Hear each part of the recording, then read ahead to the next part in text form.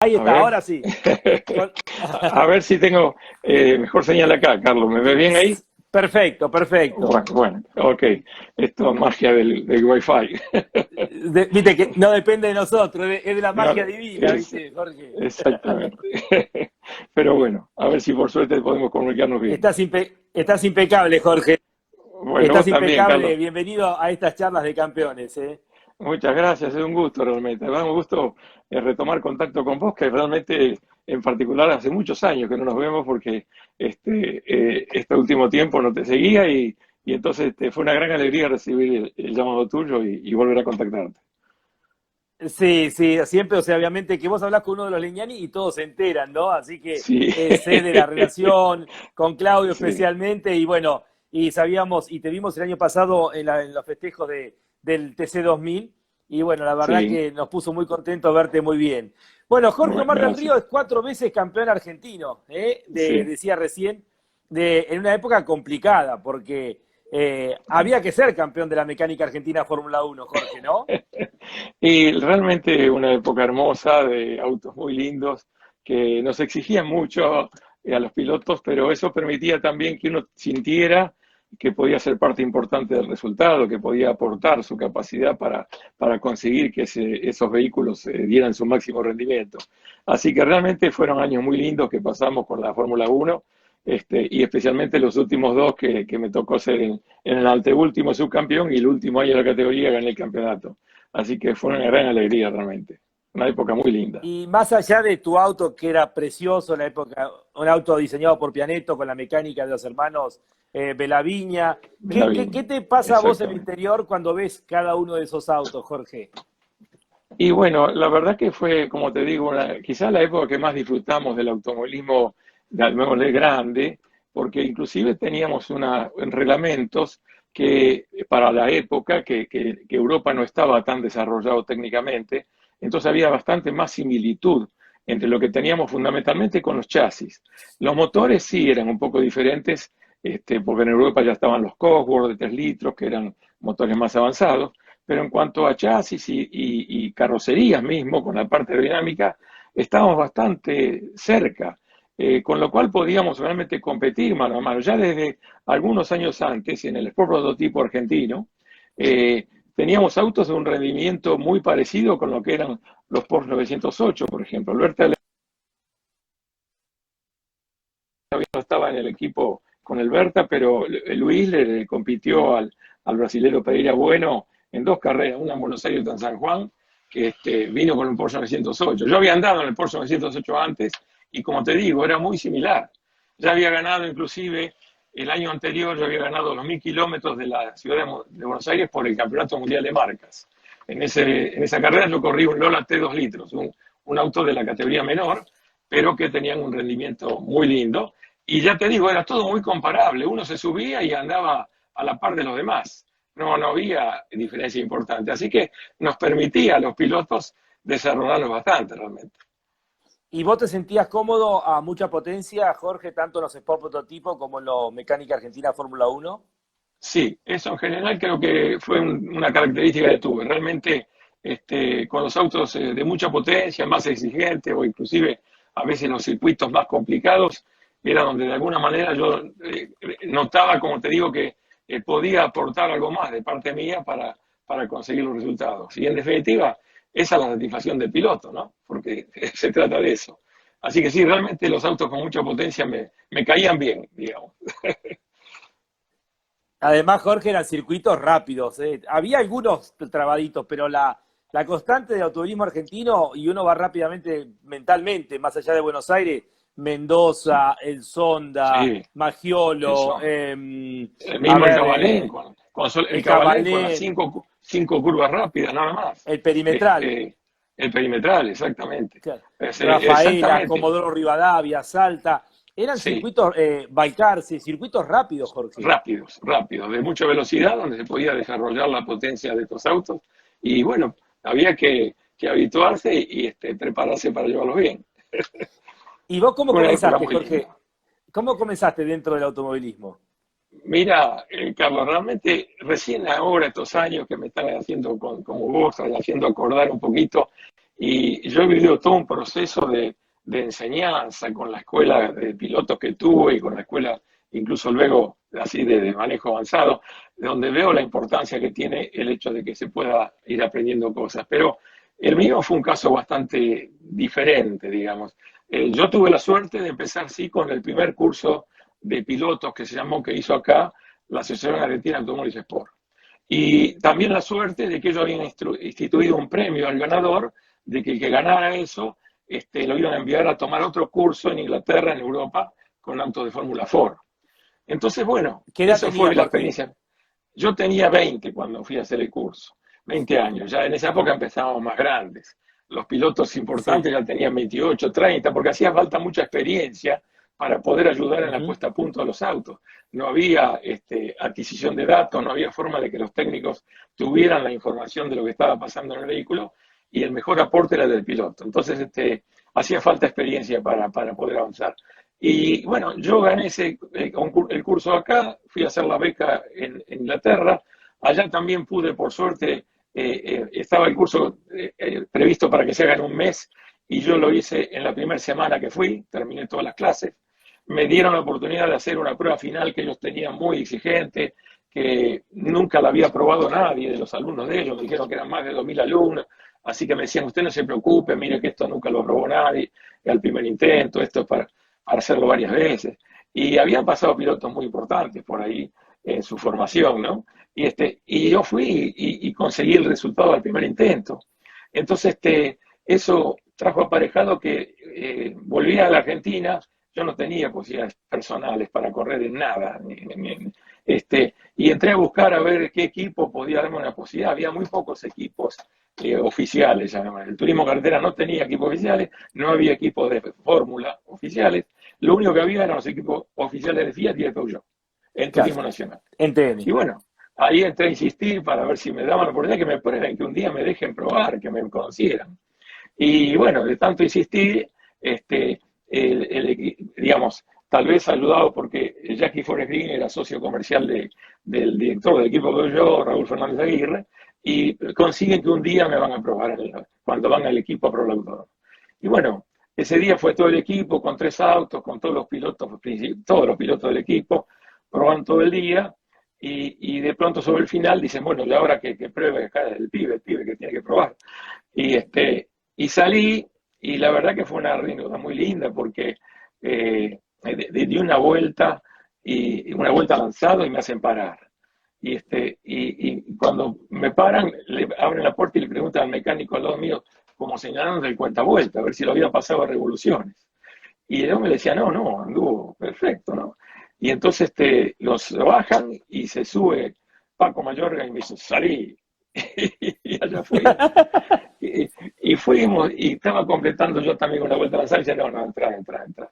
Y bueno, ¿qué ocurrió? Que realmente en esa única vuelta que había dado, había podido, creo, hacer el mejor tiempo del día. Entonces, me hicieron debutar a la carrera siguiente.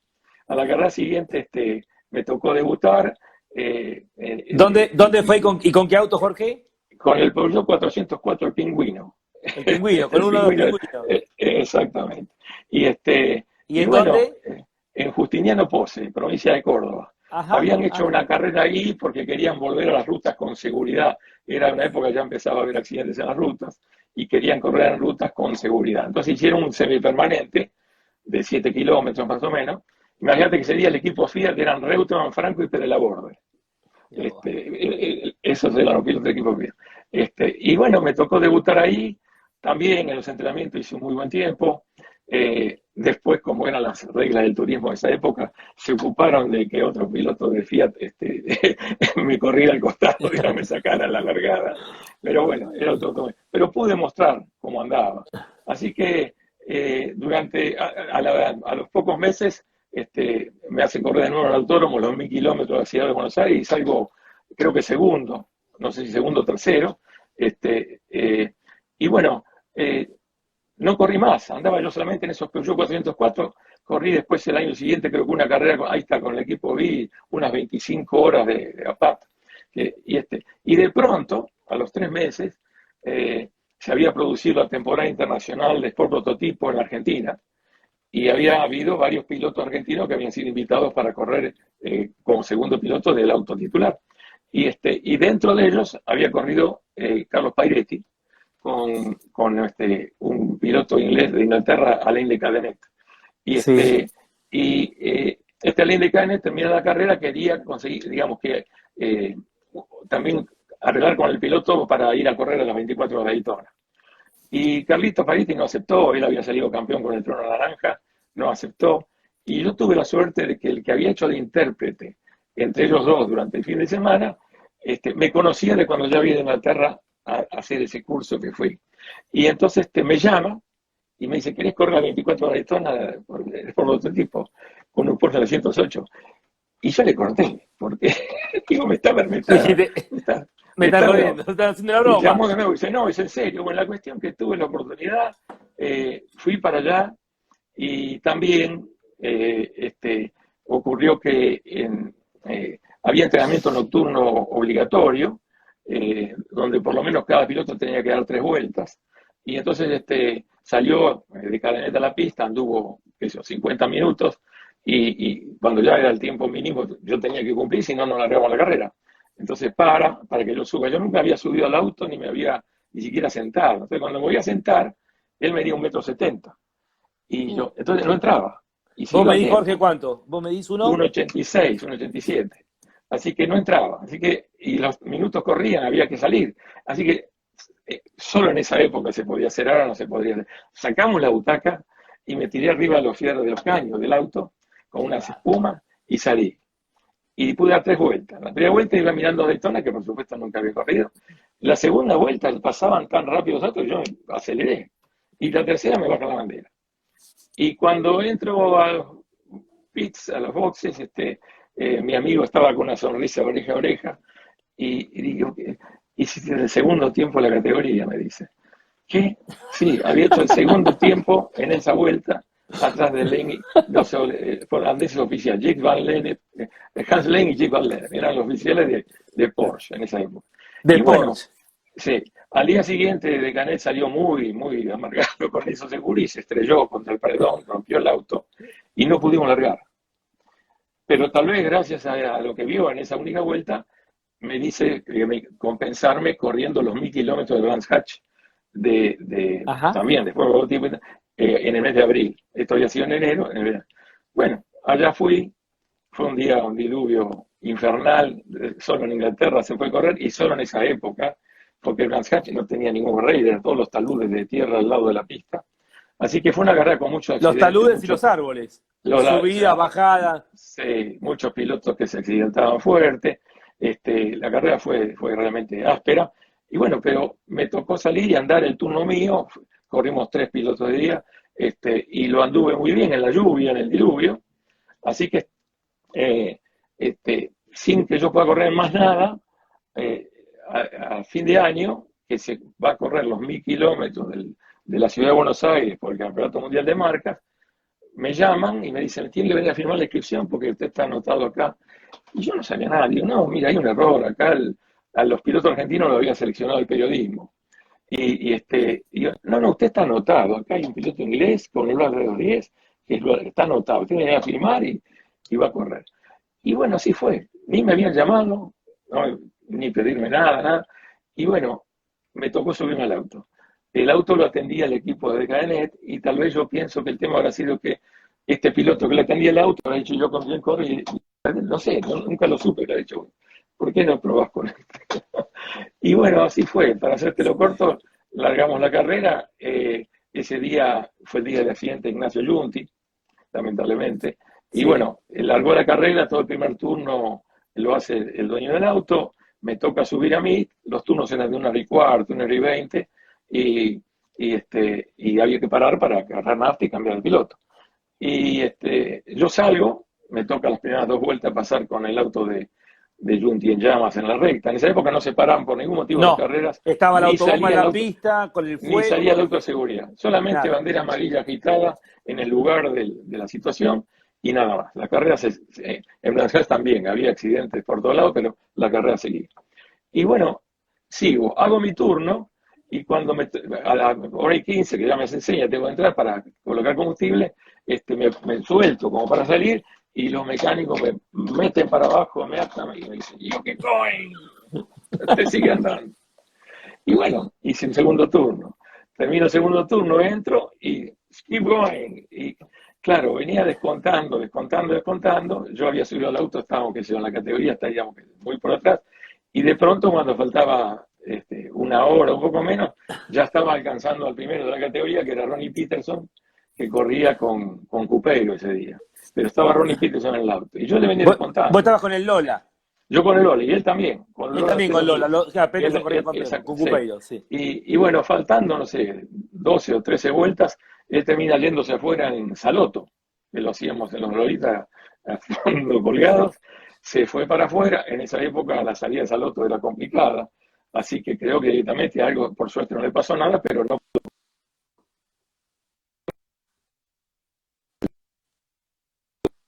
El Campeonato Mundial de Prototipo. Fue un día muy triste, no hubo casi celebración, corrían tres categorías, corrían los Porsche 917 con los 5 litros, corría Jorge, perdón, los se cortó en un momento, Jorge, discúlpame, sí. se cortó en un momento. Estabas diciendo que se fue Peterson del Saloto y Sí, nos faltó la parte final de tu historia. Y que gané la carrera en la categoría 2 litros. Ganaste, por eso, Sí. no te hemos podido escuchar, vos estabas contando Charlo de Junti, sí, campeonato ganaste mundial los de 2 marca litros. de prototipo gana 71. ¿Años 70? Y 71. Años Esa fue la 71, carrera. o sea que Enero vos tenías 71. 24 años. Exactamente. Vos Más tenías o menos, 24 sí. años. 24, exactamente. Y ganaste en la segunda división de los 1000 kilómetros de Buenos Aires con el prototipo con un Lola. Exactamente. Así fue. Esto lo digo yo, con un compañero medio matungo. Y bueno, sí, la diferencia de tiempo era muy grande y por eso me hicieron seguir. Creo que en total manejé algo más de 4 horas. Ahora, Jorge, lo anterior que estuviste contando fue con 23 años. O sea, todo lo que contaste, lo de Daytona, y además cuando debuté el segundo tiempo. Debuté en el automovilismo como piloto oficial de fábrica. O sea, realmente es un poco distinto mi carrera. Porque, bueno, después ya te digo, pasó todo esto, a la tercera o cuarta carrera que corro, gano esta carrera por el Mundial de Prototipos. O sea, evidentemente tuve por suerte una facilidad natural muy grande. Yo siempre me daba cuenta que le encontraba rápido el recorrido de los circuitos, que en pocas vueltas que daba un circuito nuevo conseguía buenos tiempos. Eso lo notaba. Y después, bueno, no sé, yo iba lo más rápido que podía y parece que servía. Yo pienso que ahora, es la única Jorge, explicación. ¿en algún momento sentiste que de haber tenido la chance económica podías haber intentado el camino para llegar a la Fórmula 1? Yo creo que sí. O sea, en mi interior la capacidad de poder hacerlo la sentía, sí, realmente. Porque había tenido la oportunidad de competir a mano con los mejores de la época. Entonces era como que uno se daba cuenta. Simplemente no se dieron las cosas. Sabes que ese es un camino que es muy complicado y no tuve la oportunidad de ir. Lamentablemente, en algún momento, cuando iba a ser el segundo año del equipo del ACA de Fórmula 2, que se había vuelto Caldarela y tenía que decidir quién acompañaba a Lola Reutemann para la segunda temporada que hacía el equipo. Como ya había hecho yo un poquito esto de lo que me vieron en Buenos Aires, digamos, llegó a sonar mi nombre ahí dentro de los candidatos. Pero en aquel momento el Automóvil Club eligió un piloto que tenía mucho más antecedentes, que era Carlos Ruech, que había salido subcampeón de por prototipo. Lógicamente tenía mucho más antecedentes. Y él fue a Europa en el segundo año. Tal vez si hubiera tenido la oportunidad de ir ahí, tal vez hubiera podido también mostrar algo y conseguir cómo continuar. Pero después de eso ya no hubo forma. Pero por otra parte tuve la suerte de... Perdón, tuve la suerte de estos escucho, resultados y después ya en el prototipo argentino, cuando debuto con el Berta, debuto ganando también la primera carrera y ya empiezo a andar en el automovilismo argentino en las categorías importantes, así que pude desarrollar mi pasión dentro del automovilismo argentino, digamos, ¿cierto? Esa fue la combinación. Vos sabés, Jorge, que esto se ha reiterado. Te imaginás, creo que esta es la charla número 79 que estamos teniendo desde que comenzamos. Horas y horas, o sea, que llevamos días ya de charla, ¿no? Pero las conclusiones terminan siendo siempre las mismas, Jorge. La falta la cantidad de pilotos talentosos como es tu caso, que podrías haber sido un piloto de Fórmula 1 destacándose, esto se repite generaciones tras sí, generaciones. Las únicas dos sí, veces que se hicieron las cosas bien, conseguimos a un Juan Manuel Fangio y un Froilán González, con tal cual. 5 títulos, varios subcampeonatos del Chueco, subcampeonato de Froilán, ganador de Sí, las 24 horas de Le Mans, después el sí, caso señor. del Lole, pero Sí, la claro. cantidad de corredores talentosos que hemos perdido en el medio Sí, sí, por no haber una planificación, no haber también una vocación por parte de quienes son los dirigentes del automovilismo, da sí. mucha pena, ¿no? Y esta historia que vos Es verdad. contás, que uno conoce, para Ujú, que la gente tome dimensión de quién es Jorge Omar claro. del Río, ¿no?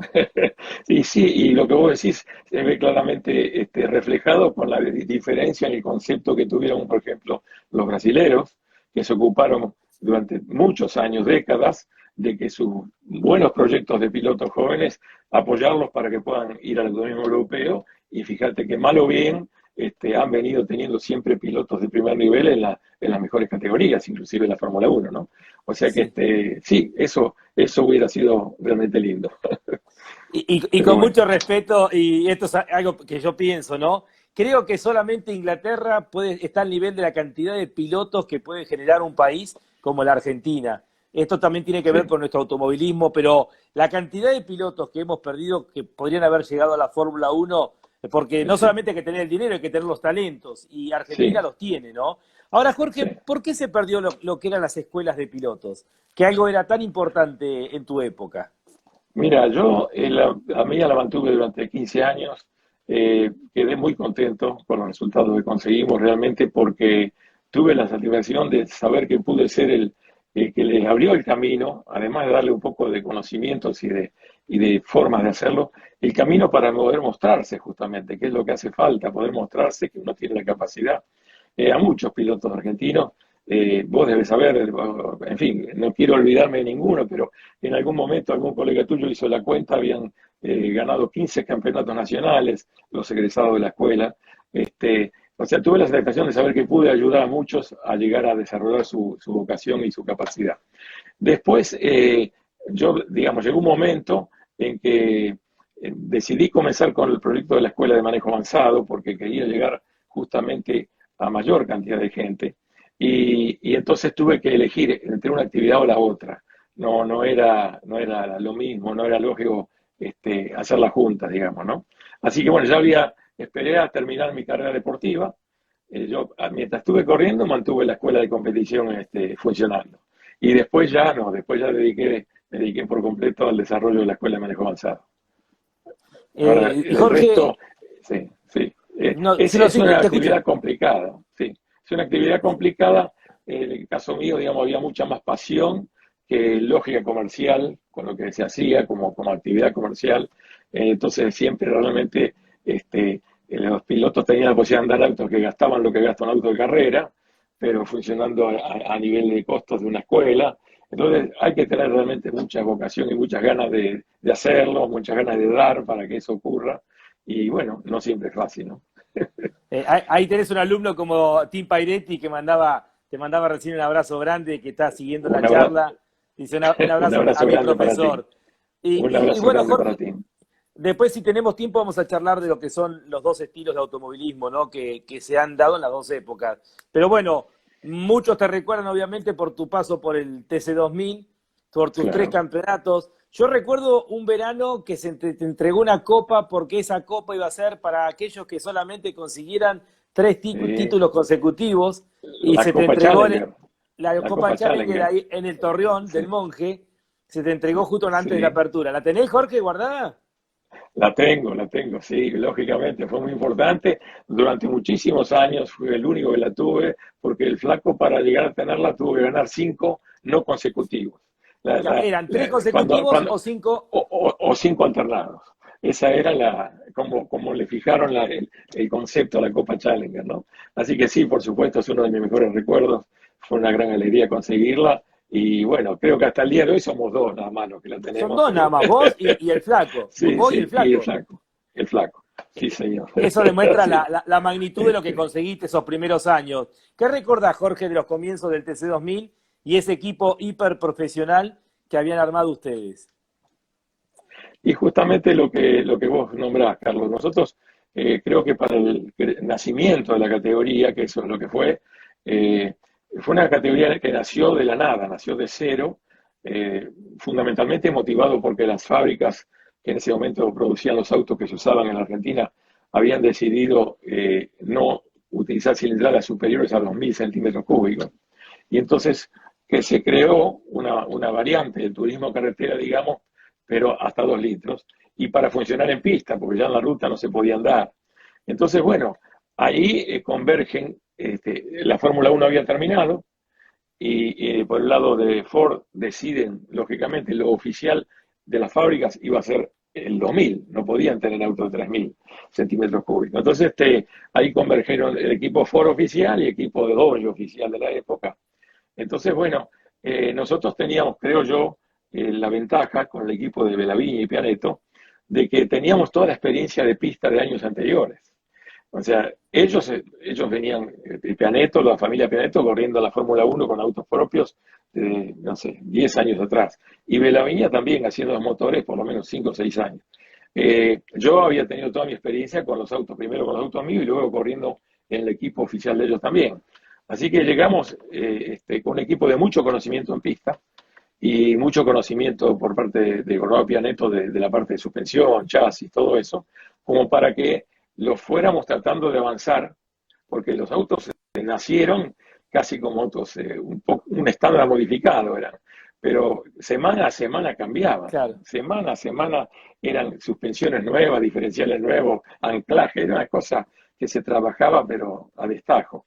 Y ahí teníamos realmente pues, quizá la ventaja de ser un equipo conocedor de la pista y con mucho afiatamiento mutuo, digamos, nos conocíamos mucho, pues, digamos, el piloto podía aportar cosas importantes, tomaba la información, reformas, Belavini haciendo motores que como siempre eran realmente muy confiables, y bueno, así pudimos ir entonces entrando en los campeonatos y consiguiendo que el auto anduviera muy bien. Era el famoso Milky, era increíble que le ganara la escopeta a uno, la gente, el público medio que no lo podía entender, y era fruto de esa suma de cosas, digamos, ¿no es cierto?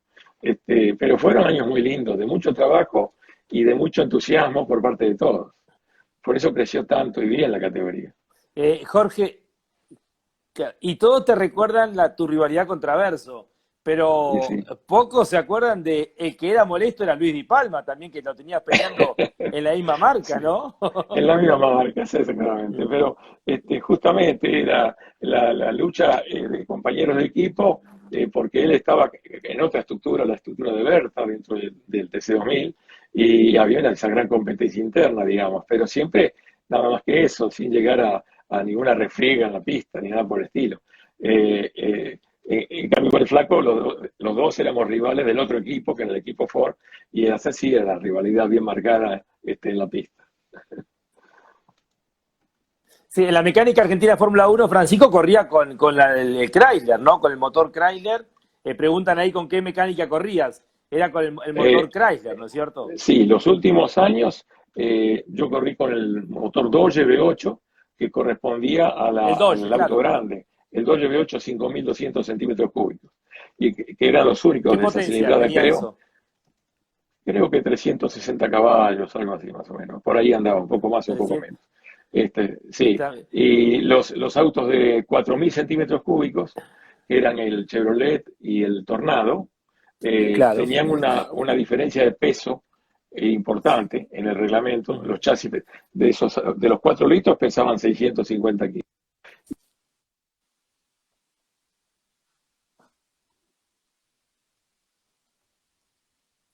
Sí. Durante los últimos años fue todo Dodge V8 de parte mía y del equipo, digamos. Correcto. Justo dijiste, se cortó un cachito. Decía, Sí, los Dodge tenían ¿qué peso, Jorge? 800 kilos, el auto 800 solo, kilos. vacío, digamos, peso mínimo. ¿Y Y los los 4 otros? litros, 650 kilos. 600, Era había una diferencia 150 kilos de importante. diferencia. Sí, Sí, sí. exactamente. Eh, Este, y Jorge, ¿qué recuerdo tenés de Luis Di Palma? ¿Alguna anécdota? bueno, los recuerdos con Luis son siempre lindos, digamos, porque él con su personalidad, ustedes lo conocieron mucho. Como anécdota graciosa, me acuerdo la primera vez que me invitó a ir a algún lado con el avión, porque íbamos a veces a las pruebas juntos a alguna carrera, hemos ido también. Eh, bueno, él se dedicaba siempre, cuando lograba subir a alguien por primera vez al avión, él trataba de, de darle un baño. Así que bueno, el primer día me hizo toda una demostración de looping, y de ir para acá, para allá, para arriba, para abajo. Y bueno, yo tenía que... Con las pastillas puestas adelante en el tablero.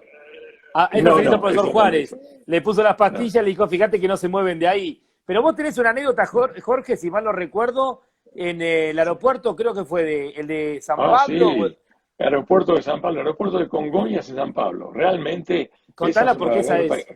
esa fue fuerte, ¿eh? Mirá, habíamos ido a la Fórmula 2 Sudamericana, hizo un grupo de carreras en el exterior, había dos carreras en Brasil, una en el circuito de Goiânia y otra en el circuito de Interlagos en San Pablo. Entonces, cuando estábamos programando el viaje, como Goiânia en esa época no había mucho avión comercial, era complicado, Luis propone ir con el avión de él entonces combinamos que iba yo y iba yo Maldonado y la mujer. Fuimos los cuatro desde Buenos Aires a hacer el periplo ese. Entonces, bueno, la primera ida fue escala en Foz de Iguazú, creo, y después seguimos a Goiânia. Y después de que termina la carrera, viene el momento de trasladarse a San Pablo para ir a la carrera siguiente, a la semana siguiente. Entonces, bueno, viajamos todo, un viaje de varias horas. Estamos llegando cerca a San Pablo y Luis, yo iba al lado de él, ¿no? En la cabina, se comunica con la torre para pedir instrucciones. Y entonces yo lo escucho, que dice aquí Lima Víctor, no sé cuánto, que habla, solicitó permiso para... Y entonces del otro lado contesta un brasilero, que yo lo escucho decir, ok, Lima Víctor tanto, puede vayar pista a derecha. Y entonces yo veo que Luis hace la mayor aproximación y encara derecho a la pista grande, ancha, enorme.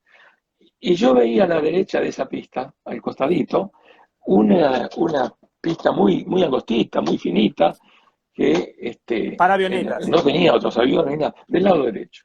Y entonces ya veníamos empezando a bajar, le digo, Luis, me parece que dijeron la pista derecha. Y me dice, no, no, direito, direito. Me dijeron que direito. Y le digo, Luis, yo escuché direita. Y entonces, todo molesto, Luis agarra aquí, Lima Víctor, que yo, Céfalo, pista direito. Y nunca escuché un grito tan grande como ese. El operador de la torre se desesperó. ¡A direita! Gritaba, ¡a direita! Y vos sabés que ahí Luis lo escucha, corre el avión para ella, y en el momento que lo corre, pasa bajando un DC-10 que venía aterrizando. Te aseguro que Ah. no sabés lo que fue, no sabés lo que fue. Así que si yo no le avisaba, no estamos acá hablando hoy. Menos mal que estabas atento, Pero de Jorge. casualidad, porque escuché, yo tenía por suerte los auriculares puestos, y escuché a Direita, y bueno, yo vi esa pistita ahí y le dije, y él estaba convencido del argentino Direito. Así que bueno, no, esa No, fue brava, esa fue sí, me acuerdo importante. siempre, una de las tantas anécdotas de la Fórmula 2. Jorge, Sí. ¿y quién era tu amigo, el más amigo tuyo de los corredores en aquella época? Mira, teníamos buena relación en general. Yo te diría que tal vez el estilo de la época hacía que, primero que corríamos menos carreras por año, o sea que nos veíamos menos veces por año. Hoy en día, por suerte, la mayoría de los chicos de buen nivel corren en tres categorías, o sea que prácticamente se ven todos los fines de semana corriendo para distintos equipos, con distintos autos. Es otro tipo de competencia, digamos, ¿cierto?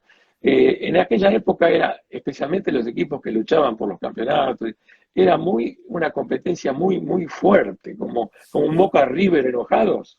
Bueno, eso era la cosa. De dientes Entonces, apretados en la pelea. claro, entonces no teníamos tanta oportunidad de vernos fuera de las carreras o de compartir cosas así amistosamente, ¿sí? Uno mantenía una buena relación de amistad en general, pero no había esa cuestión de poder interactuar tanto unos con otros. Así que bueno, yo me he llevado muy bien con la mayoría de los compañeros y no tuve problemas en general con ninguno, así que bueno, pero era muy lindo, pero ya te digo, nos damos cuenta que mismo hoy en día, mismo en la Fórmula 1, el proceso era distinto. Vos veías que los pilotos estaban antes como más reconcentrados en lo suyo, con su equipo, y hoy en día vos ves que hay una camaradería diferente, porque hay otro enfoque de la actividad en general. Así que creo que, pero en Sí. general, bien, sin problemas. Sí, salvo cuando el flaco te partió, y ya lo contaste los otros días en Campeones por Radio Continental, cuando te partió al medio en Sí, Concordia, cuando no había televisión ni vedores. El flaco quiso hacer exactamente. justicia por su mano propia. ¿Qué Sí, significan los señor. pianetos en tu carrera deportiva? Ah, Qué muy nos podés importante. contar de los pianetos? Fueron muy importantes en mi carrera deportiva porque realmente con ellos compartí mis mejores años en cuanto a resultados, sin dudas. O sea, llego al equipo de ellos para correr en la Fórmula Uno en el segundo auto de ellos, y luego ya al año siguiente tuve la suerte de pasar al auto oficial, y después todos los años del TC 2000. Una familia realmente, uno diría, apasionados del automovilismo desde el padre, que en la época que corría yo estaba muy presente con el equipo, y el Colorado, que ya venía surgiendo en forma importante, fíjate cómo ha seguido, todavía al día de hoy es uno de los técnicos destacados de la actividad, porque realmente apasionados, de una capacidad increíble, una capacidad de trabajo y de perfección de cosas que hacían. En esa época el automovilismo estaba muy nutrido de los artesanos, de los que fabricaban piezas, y las fabricaban del cero, partiendo de un toco de acero que lo comenzaban a trabajar. Realmente era maravilloso verlos, ¿no? Ellos, y por suerte en esa zona había muchos realmente apasionados del automovilismo, que fabricaron cosas increíbles. Así que unos recuerdos hermosos. Con el Colorado nos entendíamos muy bien para poder avanzar en el desarrollo del auto. Y entonces en eso nos permitía realmente conseguir resultados. El auto avanzaba consistentemente.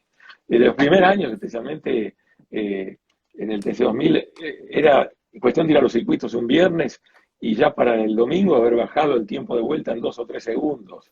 Eso hoy en día no existe más porque el auto le llega casi puesto. Pero en esa época cambiaba el auto de día para día porque le iban cambiando cosas que las fabricaban o las llevaban fabricadas para probar, y ahí en el mismo circuito se iban probando. Así que en eso realmente fantástico. Y todo el equipo de ellos, un equipo de gente maravillosa. Y del querido flaco Aldo Belaviña, que se nos fue la semana pasada, ¿qué Sí, recuerdos y no. qué podés contar? Y mira, el flaco también, imagínate, la pasión que ha sentido desde mucho antes de estar con los pianetos. La historia de él en el turismo de carretera es valiosísima. Y siempre, bueno, con esa misma pasión, con esa misma seriedad. Él es otra personalidad, un hombre más vale parco, metido para adentro, ¿no es cierto? Era menos probable tener una relación así de amistosa, digamos, pero muy serio en lo que hacía y muy trabajador. No en vano consiguió los resultados que consiguió.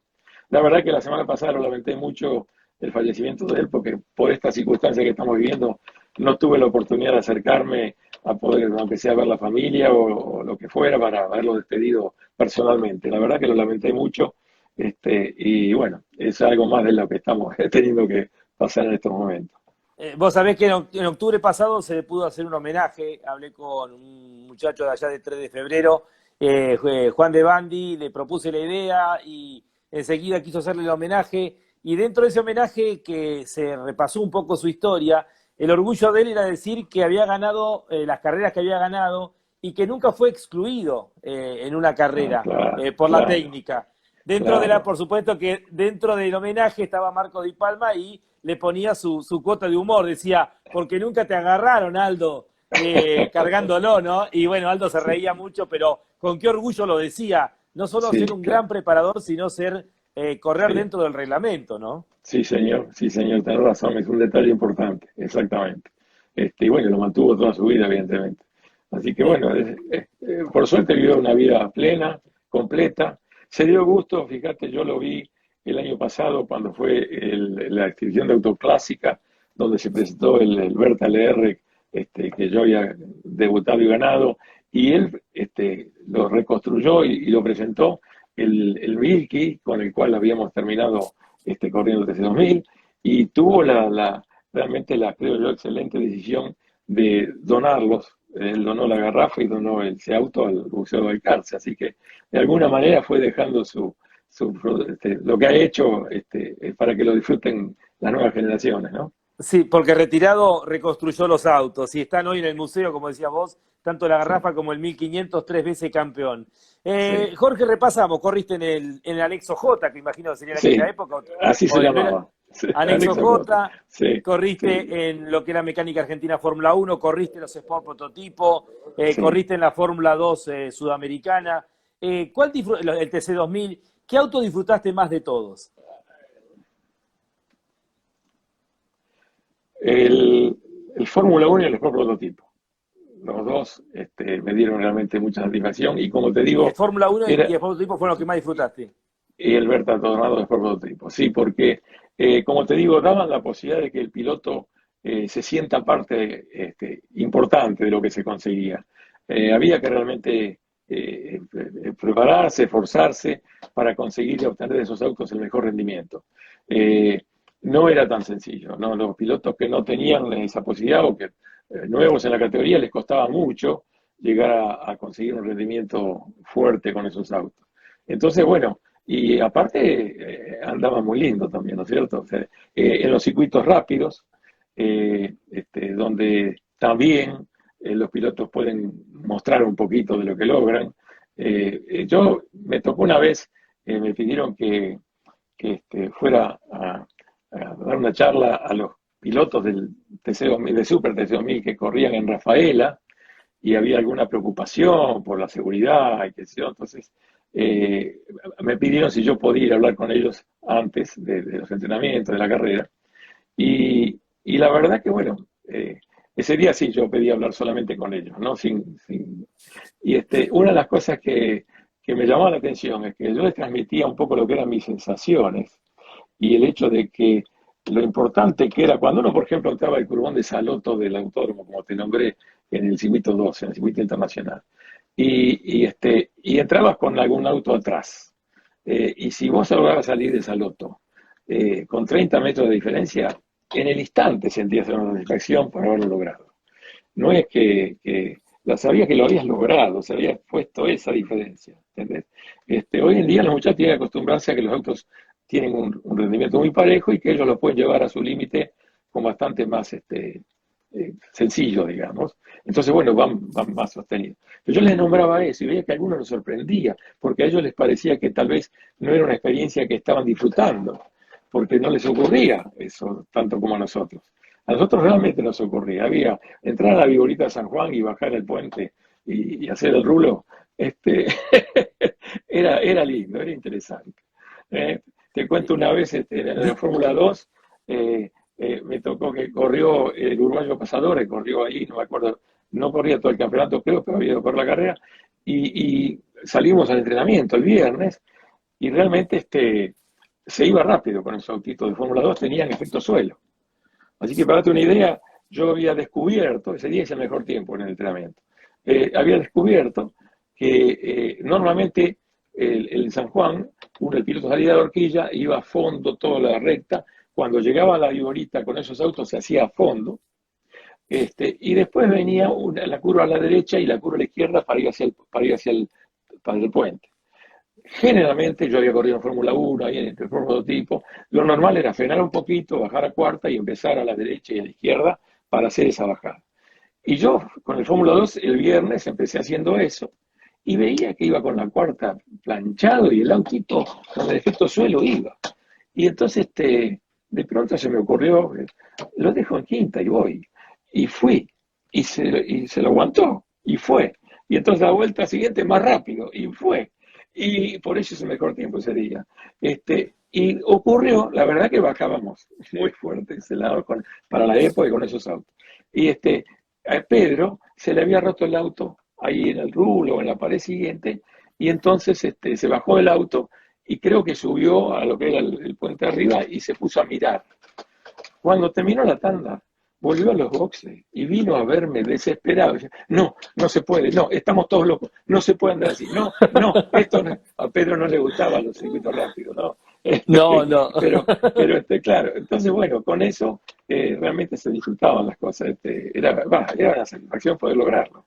Vos sabés que Así días que atrás decía Tito Besone que tuvo el accidente en la bajada del puente, te habrás con el TC2000. sí, sí, tuvo algo muy Decía fuerte. Tito que esos 10 segundos de las viboritas de San Juan, cuando era angosta y sin Sí, chicana, sí, es una sensación que es muy difícil de describir para el que no lo hizo, ¿no? Y él cree claro, que claro. hoy por hoy no hay sectores así como puede ser No, Oruge en no. Spa dentro de nuestro Exactamente, automovilismo. exactamente. Lamentablemente, porque hace falta también, hace falta para que los pilotos puedan aportar lo suyo. Por supuesto que la seguridad es importante, pero, en fin, con las medidas de contención a los costados de los circuitos, todavía tal vez sea posible. Eh, pero bueno, es algo que el automovilismo en general en el mundo ha ido modificando mucho para no permitir esos sectores tan rápidos que cuando traen problemas serios, por supuesto. Pero bueno, era sí, San Juan en ese sentido era muy atractivo, muy interesante. La verdad que lindo. ¿Y cómo era correr en el óvalo de Rafaela y correr unas 500 millas? Mira, también los autos iban bien, pero lógicamente los curbones no eran posibles hacerlos a fondo. Por lo tanto, requería a- adaptar bien la puesta a punto, encontrar el equilibrio aerodinámico más conveniente y luego tratar de llevarlo para que avance. Vos imaginate lo locos que éramos en esa época, que en el año, creo que fue 73 o algo así, yo voy a correr con el Fórmula 1 amigo, con Alberta, y salimos a entrenar el sábado, habíamos entrenado el viernes, todo el día, y bueno, yo estaba segundo, tercer tiempo ahí, qué sé yo, y llega el momento de la clasificación. Y cuando llega la clasificación, a mí se me ocurre pensar, había bajado los alerones todo lo que se podía y cada vez iba más rápido en la recta. Y se me ocurre hacer el intento y le dije al equipo mío, cosa que hoy en día no me dejarían hacerlo, sacá los alerones, todo, sacá el de atrás y sacá los bigotes adelante, salgo y pruebo. Y bueno, en la clasificación. Entonces salí y en la recta era 15 kilómetros más rápido que cualquiera. Los iba pasando como si fueran, viste, de otra categoría. Después en los curbones Había que había que llevarlo. llevarlo. Pero logré llevarlo realmente. Una vuelta hice el mejor tiempo. En aquel momento, que eran cronometraje a mano, después los tiempos que aparecían, había hecho el uno por una milésima, el de Terlengo, teóricamente. Pero no, el hermano, Carlos también. Pero el auto, viste, uno probaba esas cosas y lo permitía, o sea, había que llevarlo. Después para la carrera, por supuesto, le pusimos los alerones, ¿no?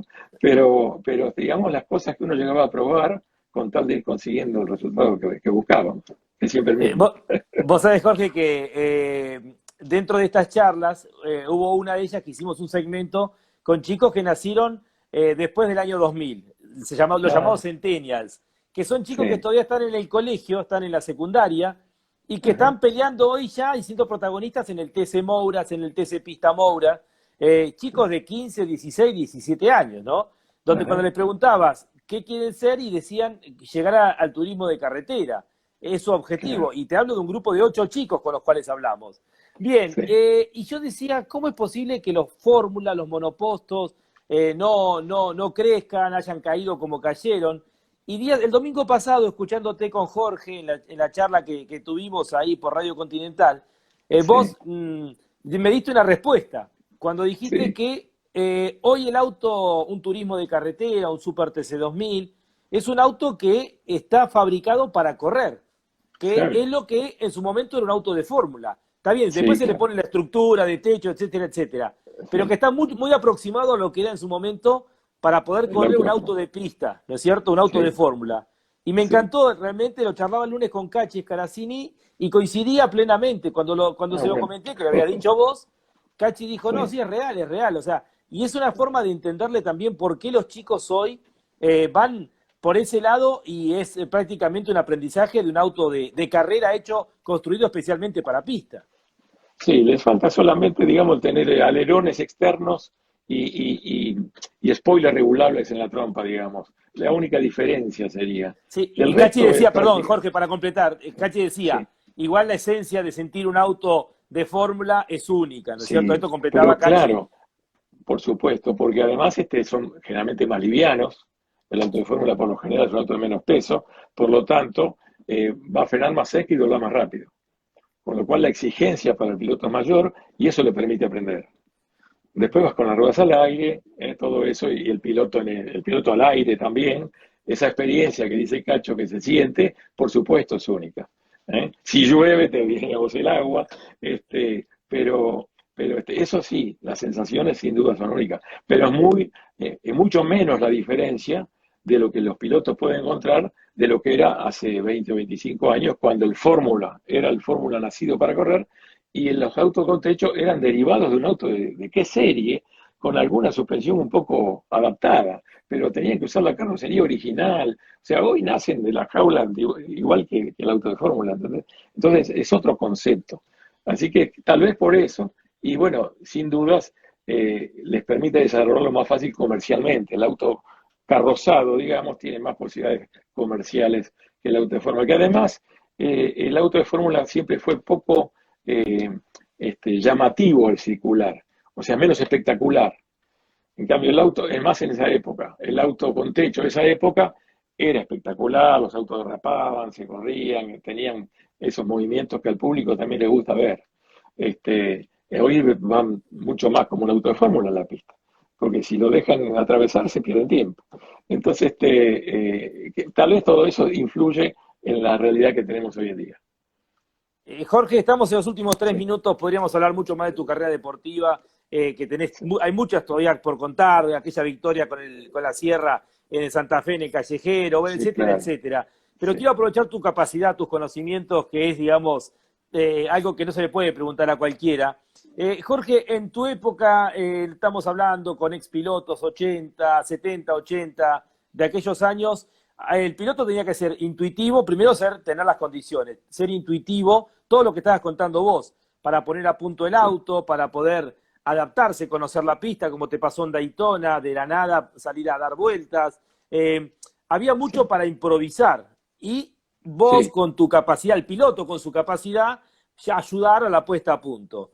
Hoy sin la duda. generación de los chicos nuevos reciben un montón de información para analizar después de terminada la actividad. Es decir, se Sí. simplifica el trabajo con las cámaras, con la adquisición de datos. La pregunta es, por supuesto que los que son referentes en todas las épocas, pero hoy el trabajo para un piloto común, para poder avanzar y crecer, ¿es mucho más simple de lo que era en la época de ustedes? Eh, no sé si definirlo como mucho más simple, es diferente. Conductivamente desde ya es más sencillo. Los autos hacen todo más fácil, todo mejor. La comparación la puedes tener con el auto de calle. O sea, pensá, Carlos, en cómo tenía que hacer una persona particular para conducir un Ford Falcon o un Chevrolet Correcto. 400 o una pickup F100 y cómo hoy en día conduce un auto de esas marcas o inclusive las camionetas grandes, gigantescas, que las mujeres pudieron comenzar a disfrutarlas porque la industria hizo mejoras, avances que les permitieron que los autos sean mucho más sencillos de manejar. O sea que en ambos casos la comparación es la misma. Luego, el piloto de hoy en día tiene que acostumbrarse a aprovechar esa información que recibe, porque Uh -huh. van a mejorar el auto en el tiempo que queda en cada tanda para llegar a lo siguiente un poco mejor. O sea que tiene que dedicar horas y tiempo a otra capacitación que tal vez nosotros no teníamos necesidad, pero que también le va a llevar su proceso de poder llegar a lo máximo, digamos, ¿no es cierto? Así que es muy Correcto. interesante, es muy interesante. Clarísimo, Jorge, y la verdad que bueno, te agradecemos, ya estamos, me está marcando que estamos dentro del último minuto y quiero saludarte y Okay. reconocerte antes que termine la charla. Un placer, se pasó Sí, volando, viste la hora, se se pasa pasó volando, volando Jorge. realmente. Sí. Gracias por tantos conocimientos, un verdadero caballero, No, lo han escrito muchas por favor. veces y esto es lo más importante más allá de los títulos y tu trayectoria, que sos considerado por todos, como es así, un verdadero caballero y gracias por este tiempo para Gracias. campeones, Jorge. No, ha sido un gusto enorme, Carlos. Un abrazo a toda tu familia. Sabes que los queremos mucho de toda la vida. Y muchos éxitos, que siga muy bien. A disposición, Carlos. Un abrazo grande. Chao, profe. Chao, Jorge. Jorge Omar del Río, aquí en la charla de campeones por el Instagram. Antes que se corte, mañana los esperamos a las 11 con los periodistas de campeones de la revista y a las 5 de la tarde con nuestro colega Luis Calí. Gracias, chao, Jorge. Gracias por todo.